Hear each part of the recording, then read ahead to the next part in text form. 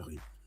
So, kamusta po mga ka-Streetwise? Ako po si Takeru Miyamoto at welcome po sa aking munting channel. So, mga kababayan, no? Actually, may napanood kasi akong video ni Sara Duterte about dito sa pandesal. So, may naalala tuloy ako. Kaya ito ang pag-usapan natin to, no? Okay. So, alam niyo naman po, no, na nung isang araw nga po, ito na content ko na to, pero balikan din po natin to, no? Nung isang araw nga po, tinawag nga po ni Larry Gadon, itong si Sara Duterte na bobo. Bobo naman talaga eh, no? So, sabi dito, no? Masyado na tayong niloloko ni Sara Duterte. Mag-resign na lang siya, dahil wala naman siyang silbi, unang-una, walang laman ng utak. Di ba? Walang laman ng utak niya. Napakaboba niya. Hindi siya marunong magsalita, hindi siya marunong mag-explain. Mag-ambisyon ka magpresidente, gayong, saksakan ka ng boba. Alam niyo si Larry Gadon, pogi yan sa personal. O pag nakita niyo yan, kinis ng mukha niyan, mamula-mula yung pisngi niyan ni Larry Gadon. Oo. So, tingnan niyo to Okay, so... Ito. Napakaboba, saksakan ng boba. Walang alam. Kaya talagang hindi siya dapat maging vice president. Buti na lamang at nahalata na natin kung ano pala ang qualities niya, kung ano ang capacity niya, kung ano ang mental state of mind niya. Talagang napakalayo. Hindi po pwede talagang maging leader yung ganyan dahil boba, saksakan ng boba. At wala talagang alam. At bukod pa doon, indulgence tayo pa. Kaya dapat talaga, mag-resign ka na. Sara, mag-resign ka na. Ginugulo niyo ang Pilipinas. Puro kayo destabilization. Masama ang epekto sa ating bansa, pero sige pa rin kayo. Hindi kayo nag-iisip para sa bansa. Iniisip nyo, kaya nyo kasi gustong mag-resign si BBM o tanggalin si BBM, ay para makalibre kayo sa inyong mga kasalanan, para maitago ang inyong mga kaso. Kaya ganyan. Kaya kayo nagdi-destabilize. Kaya ikaw, Sara, dapat mag-resign ka na. Wala kang silbi. Boba ka. Boba, saksakan ng boba. Nananawagan ako sa ating mga otoridad na ilipat ng detention si Madriaga because of the propensity of Sara Duterte to order killings. Kung si Presidente Bongbong Marcos, si Lisa at si Martin nga ay inorderan niya na patayin. Yung sinasabi ko mga kababayan, ito yung sinasabi ko sa inyo. Actually, no, ito yung tama ito sinabi ni Gadon eh. Kung si Lisa Marcos nga po, si PBBM at saka si Martin Romualdez, no? Kayang ipapatay ni Sara Duterte, si Madriaga pa kaya? Di ba? Hindi ba si Koy? Oy, Koy, shoutout sa iyo, Koy, O, di ba? Tandaan nyo, nakakatakot yung ito yung point natin eh. Huwag po natin binabaliwala po yung pagpunta-punta ni Sara sa detention center. Di ba? Huwag po natin binabaliwala yung pagbisita po ni Sara Duterte sa kulungan. Kasi ganun po talaga yun. Di ba? Meron siyang masamang... Hindi yan pupunta doon nung wala siyang masamang balak. Di ba? Sa tingin nyo, mag-aaksaya ba ng oras si Sara Duterte sa pumunta sa kulungan nang wala lang, trip ko lang, gusto ko lang siyang makita, nakipagbeso-beso lang ako sa kanya. Hindi po ganun yun. Hindi mag-aaksaya ng oras sa isang vice presidente para bisitahin yung isang tao nakakulong kung hindi po siya desperada. Desperada na po yung gagang yan eh. Ngayon, ang point natin dito, wag po natin binabaliwala ito, especially po sa gobyerno natin ngayon. Kapag may nangyari dyan kay Madriaga, wala na, finish na. Mukha na naman tayong tanga nito. Di ba? Mukha na naman tayong tanga nito. Sabi ni tama ito, yung si Bobong Regal, yung baklang abogada. Gusto ko na nga lang mapanood, tanga-tanga pa rin, no? Yung statement daw po ni Madriaga, wala daw pong sustansya kasi walang ebidensya. Andun na nga ebidensya sa cellphone eh. Kasi mga kababayan, no, kung maniniwala man tayo, di ba, dapat meron itong kakaibat na ebidensya. Ngayon, malakas po yung loob ni Madriaga na magsalita ng ganyan kasi yung ebidensya niya nasa cellphone. 3 cellphone po yun nata nung hawak-hawak ng korte ngayon na pwede po itong makuha ng ombudsman. Si Gutesa. Alam nyo tingnan nyo si Gutesa. Paniwalang-paniwala yung mga bobong mga DDS na wala naman po silang ibang hawak na ebidensya, kundi bunganga lang ni Gutesa. Walang supporting na kahit ano. O, di ba? O. Ay, hello po, no, Kabam Sakura. Maraming salamat po yung sa iyo pa, so, super sticker. Hello po, no? Pang Merry Christmas ko po yata yan. So, pero di ba, medyo kinabahan ako dito sa sinabi ni Gadon, no? Kasi may point talaga si Gadon dito, eh. Kung nagawa nga po ni Sara Duterte na mag-hire ng hitman para po ipategi si Martin, si PBBM, at si Lisa, paano pa kaya pag si Madriaga pa? Of Sara Duterte to order killings. Kung si Presidente Bongbong Marcos, si Lisa at si Martin nga ay inorderan niya na patayin. What more pa itong si Madriaga na nakakulong. Kaya dapat ay ilipat yan at bantayan ng gusto. Pati sa pagkain at baka siya ay lasunin. At baka rin siya ay patayin dyan sa riot dyan, sa BJMP. Kaya dapat ilipat yan sa lalong madaling panahon. Agad-agad ay ilipat. At yan ay bigyan ng proteksyon na hindi siya magagalaw ng kahit sino man. At mahirap na, baka yan ay patayin yan. Alam nyo ilipat sa sa NBI, pwede sa NBI, no? Pwede ganon. Naman, yung kanyang binabanggit doon sa kanyang affidavit ay mahilig magsalita ng ipapapatay. Kaya dapat yan ay talagang pangalagaan. Okay. Nalabasan niyo ba yung affidavit ni Madriaga?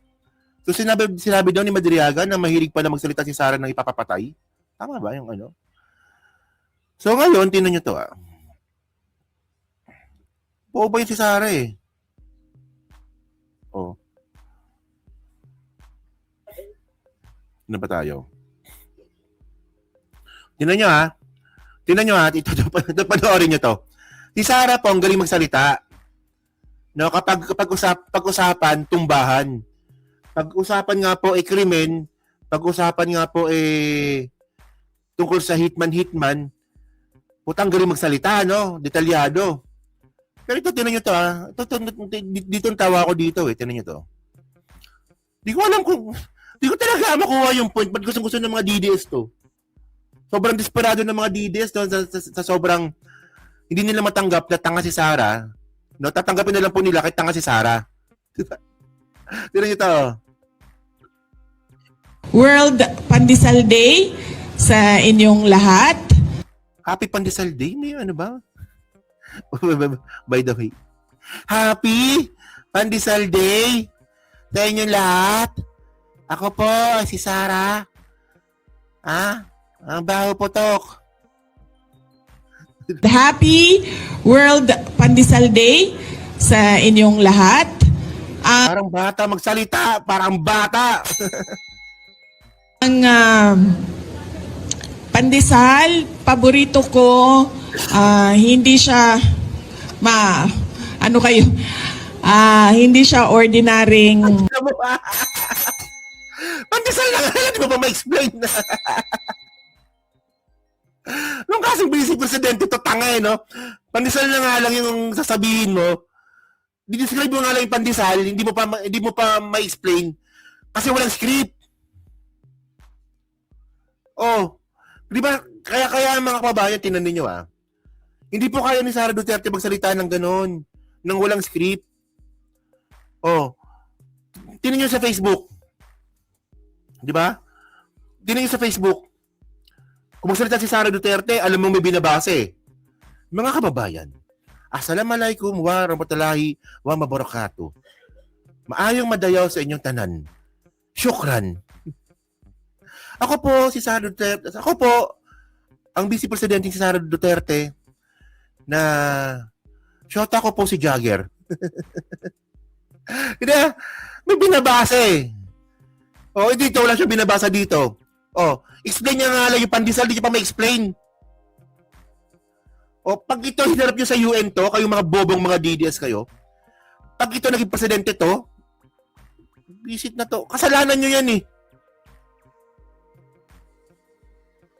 Ganyan magsalita, iharap niyo sa UN. Ayan ka, wala si teleprompter, kaya ganyan magsalita. Happy World Pandesal Day sa inyong lahat. Ang Pandesal, paborito ko, hindi siya hindi siya ordinaryong palaman. Ang pinaka-paborito ko na palaman is yung cheese whiz. Cheese whiz, tapos yung daing, bulad sa Bisaya. Yung daing, boneless na siya, tinatanggal ko siya sa mga buto, tapos nilalagay ko siya doon sa loob. Oh, di ba? Oh. Pero pag usaping papatayin, galing yung magsalita. Di ba? Ganun talaga, no? Tinan ninyo, no? Kung saan ka magaling magsalita, doon ka rin talaga magaling sa buhay. Di ba? Oh, si Sarah, pag ganyan, pag-usaping pakipag-communicate sa mga tao, mahina talaga siya diyan. Alam niyo mga kababayan, ang nakakatawa kasi dito. Ang tagal niya na pong politiko. Diyan po natin makikita ang boba talaga siya. Ang tagal niya na pong politiko. From 2006, di ba? Tama, 2006, no? From 2006 or 2005, pumasok siya sa politika. Hanggang ngayon, 20 years na, boba ka pa rin. Hindi mo man lang pinractice na, ay, dapat magaling ako magsalita kasi politiko na ako eh. Kailangan ko mag-improve magsalita kasi nga public servant na ako eh. 20 years ka ng mayor? 20 years naging vice-presidente ka pa? Oh, public speaking di mo alam? Paano naging... Alam niyo mga kababayan, no? Isa po sa mga pinag-aaralan sa law school, public speaking. Oh, paano nakapasa ng public speaking si Sarah ng ganyan? Pero pag patay-patay, ang galing niya. Pag patay-patay, ang galing niya. Oh, pag usaping patay-patay, ang galing niyan. O parang ito. Oh. Sa security ko kasi may kinausap na ako na tao. You know. Ka mag-alala ma'am sa security ko kasi may kinausap na ako na tao. Sinabi ko sa kanya, kapag pinatay ako, patayin mo si BBM, si Lisa Araneta at si Martin Romualdez. No joke. No joke. Nagbilin na ako ma'am. Pag namatay ako, sabi ko, huwag ka tumigil hanggang hindi mo mapatay sila. And then he said yes. So, alam mo ma'am, yan ang lagi kong sinasabi sa Makabayan Law nung mayor pa ako. Ang laban, wala dyan sa EDSA ma'am. Wala dyan sa mga highway. Ang laban ma'am, Alam niyo, meron ako may nakita akong video ni Sarah, AI. Galing magsalita eh. Mga kababayan, galing po. Sabi ko, dapat na-share ko pala, no? Ganyan po ka-desperado itong mga bobong mga leaders, mga kababayan, no? Na hindi nila makitaan ng magaling na public speaking si Sarah. Ang ginawa nila, nag-AI na lang sila. Tapos yung mga comment, galing ni Sarah. Puta, AI yun, ha? Puta na. Sabi ko ganyan. So, by the way, mga kababayan, ang point natin dito, no? Hindi nyo ba napapansin? Itong pag-grave threat nga po ni Sara Duterte sa presidente, kay Lisa Marcos tsaka yung kay Martin Romualdez, parang na-overlook na ngayon. Parang hindi na siya parte ng usapin. Hindi, pansin ko lang, no? Kasi tingnan nyo to, Ewan ko lang kung mapapasama to sa impeachment complaint sa February. Na mukhang malabo din naman ata mangyari. Tingnan natin to. Pero by the way, no, tingnan nyo to. So alam naman po natin no, na ito, Plunder Raps versus VP Sara Duterte, revive secret fund issue. Okay, so alam naman po natin, malinaw na nga, di ba? Plunder case nga ito eh. So yung plunder case mga kababayan, no, nagkaroon na po siya ng kaso si Sara sa ombudsman. Pero parang napansin ko lang po no, na yung ginawa po nga po ni Sara na pag-grave threat, dito nga po sa kay PBBM, parang na-overlook. Parang wala lang, no? Pero tandaan natin, no, na hindi siya, hindi siya baliwala eh. Big deal po ito. Big deal po ang ginawa ni Sara kasi tandaan natin, puta, nag-hire na po siya ng hitman. National security na po pag-uusapan natin dito. At nakakaya po talaga sa buong mundo No, kung ito po pababayaan lang natin, kasi tinan niyo nabalita na po ito ng CNN, nabalita po ito sa Al Jazeera, nabalita na rin po ito sa lahat po sa halos lahat na media company sa buong mundo, na in the Philippines, the Vice President of the Philippines threatened the life of the Philippine President. Binalita po sa buong mundo yan ng national media, international media pala, no? Nabalita na po sa buong mundo ng international media yung ginawa nga po ni Sara Duterte kay PBBM. No, so hindi siya small deal. Big deal po ito. Kasi po kahit po yung buong mundo po, kahit po international community, no, na nakita na talagang hindi tama ang ginawa ni Sara. Vice Presidente ka, pagbabantaan mo yung presidente, papatayin mo? Tapos ma-overlook natin. Well, mga kababayan, ang point natin dito sana, kung meron mang magpa-file ng impeachment complaint kay Sara po sa 2026, sana po may isama po itong ginawa nga po niya nung nakaraan. Kasi isa po ito sa, sa talagang culpable violation of the Constitution po talaga yan eh. Di ba? Oh. O big deal talaga yun, di ba? Tama, second highest official yun, tapos papatay mo yung first highest. O, di ba? O. Yan na, so kayo mga babae, so ano masabi nyo nga po dito sa sinabi nga po ni Sara about sa pandesal.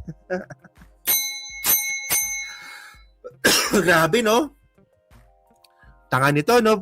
Kapag yan hinarap nyo sa UN, nakakahiya po tayo. Oo. Tandaan ninyo, pag kayo po naging presidente ng Pilipinas, siya po yung ipe-present po natin sa UN. Magsasalita po siya doon. O, di ba? So, watching from Chiba, Japan, hello po kay Evan Narito. Tama ba yan, no? So, yan, no? So, yung mga kababayan, no? So, thank you po sa inyo lahat, no? So, kita nanta. So, dyan po sa team replay. So, ano nga po masabi nyo nga po dito, so pa-comment na po sa baba at binabasa ko pong lahat yan. At syempre, pa-like, pa-subscribe, hindi naman kalabisan, pa-share na rin po ng video po na to. Okay? Then, so thank you mga ka-streetwise. Nakita na lang ulit tayo. Tingnan natin na kung ilang araw po akong mawawala. Tingnan lang po natin. Malay natin na baka pagpunta ka ng ospital, hindi, kaya mo pa yan. Tingnan natin. Pero mukhang kung matutuloy man ako mamaya, baka 3 days po akong mawala. No? Yan. So, yan na. So, pa-comment na po sa baba at binabasa po natin. So, thank you mga babae. Kita na ulit tayo. Nasusunod. Hindi ko pa alam. Yan. So, hello po no, kay Eileen. Nasa France na si Harry Roque. Talaga? Ano ginagawa niya doon? Di ba? Sakura. Hello po. Kay Eileen, kay Chris Angel, kay Danny Reynado. Yan. Oy, thank you nga pala sa nagpamasko sa akin, ha? Kay Ma'am Chris Rosebabe, thank you po. No? Tsaka kay Ma'am Sakura, thank you po, no? Yan, thank you po talaga. Maraming salamat sa inyo.